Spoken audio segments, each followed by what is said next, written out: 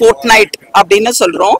இது வந்து வருஷம் வருஷம் 2 வாரங்கள் கண் தானத்தை பத்தி நம்ம வந்து விழிப்புணர்வு ஏற்படுத்துறதுக்காக இந்த ஃபோர்ட் நைட் அப்படின்றத செலிப்ரேட் பண்றோம்.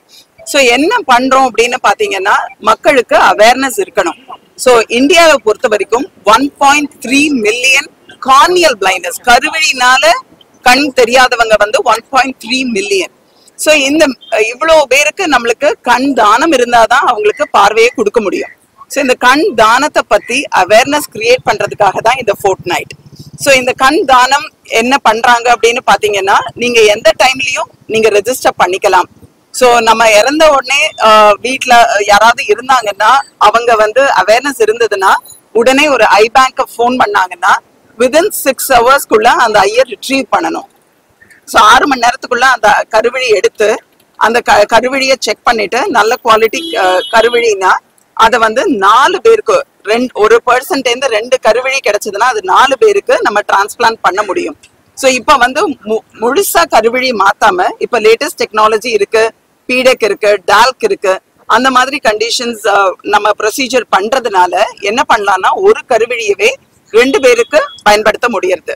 ஸோ இந்த மாதிரி நம்ம அவேர்னஸ் இருக்கிறதுனால நிறைய பேருக்கு கண் பார்வை கிடைக்கிறது. ஸோ இப்போ நிறைய பேர் ரெஜிஸ்டர் பண்ண ஆரம்பிச்சிருக்காங்க. ஒரு நல்ல விஷயமும் இருக்கு.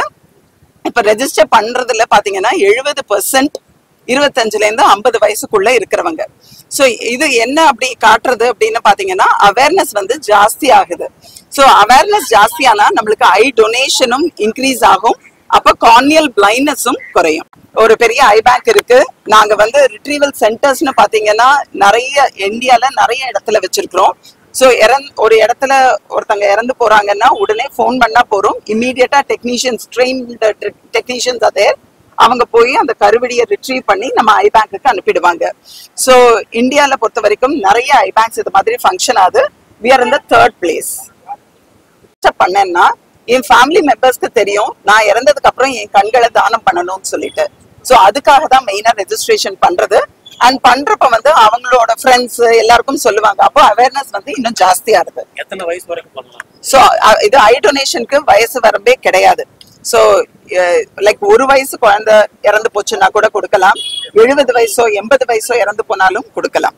ஸோ அதுல வயசு வரம்பு கிடையாது. கண்புரை ஆபரேஷன் பண்ணவங்களும் யாருனாலும் கண்புற ஆபரேஷன் பண்ணியிருந்தாலும் கொடுக்கலாம், கண்ணாடி போட்டுட்டு இருக்கவங்களும் கொடுக்கலாம். அதனால கருவிழி அவங்களுக்கு ஏற்கனவே ப்ராப்ளம் இருந்தது, வெள்ளையா இருக்கும் இல்லையா சில பேருக்கு கருவிழி, அந்த மாதிரி கருவிழி ப்ராப்ளம் இருக்கிறவங்களோட கருவிழி தான் பயன்படுத்த முடியாது. மற்றபடி கண்ணாடி போட்டிருந்தாலோ இல்ல கண் அறுவை சிகிச்சை செஞ்சிருந்தாலோ தாராளமாக கண்களை தானம் செய்யலாம். இந்த அகர்வால் கண் மருத்துவமனை நடத்தக்கூடிய 2 வார கண் தான விழிப்புணர்வு 2 வாரம் நடத்திட்டு இருக்காங்க. அதன் ஒரு பகுதியாக இன்று மக்கள் மத்தியிலே விழிப்புணர்வை ஏற்படுத்தும் விதமாக இந்த பீச்ல விழிப்புணர்வு பேரணி நடக்க இருக்கிறது. அதை துவக்கி வைப்பதில் ஒரு மகிழ்ச்சி அடைகிறேன். கண்தானம் என்பது உறுப்பு தானங்களிலே தலை சிறந்தது என்பார்கள். அந்த வகையில் ஒருவர் வந்து கண் கொடுக்கும்போது கண் தானம் செய்யும் பொழுது மேடம் சொன்ன மாதிரி 4 பேருக்கு பயனாக இருக்கிறது. அவர்கள் இந்த உலகையும் இயற்கையையும் விசாலமாக பார்ப்பதற்கு நாம் அவர்களுக்கு உதவி செய்கிறோம் என்ற வகையில் அனைவரும் கண் தானம் செய்வதை முன்வர வேண்டும். அதுக்கு ரெஜிஸ்டர் பண்ணலாம்னு சொல்லியிருக்காங்க. அந்த அவேர்னஸ், ரெஜிஸ்டர் பண்ணுங்கிற அவேர்னஸ், கண் தானம் கொடுப்பதில் எந்த தவறும் இல்லை என்ற அவேர்னஸ் செயல்படுத்துவதற்காக இது போன்ற விழிப்புணர்வு பேரணி நடக்கிறது. இந்த விழிப்புணர்வு பேரணி சிறப்பாக நடைபெறுவதற்கு எனது வாழ்த்துக்களையும் நன்றியும் தெரிவிக்கிறேன். வேற மாவட்டங்கள்ல இருந்து சென்னைக்கோ அல்லது சென்னை போன்ற இதுல இருந்து வேற மாவட்டங்களுக்கோ இந்த உறுப்புகளை வந்து ஆர்வல் செய்யப்பட்ட உறுப்புகளை வந்து டிரான்ஸ்போர்ட் பண்றதுக்கு குவிக்கஸ்ட் பாசிபிள் டைம்ல ஹெலிகாப்டர்ஸ் போக்குவரத்து அதெல்லாம் வந்து நம்ம பெர்மிஷன் கொடுக்குறதுலாம் வந்து இப்போ எங்கிட்ட வருவாங்க.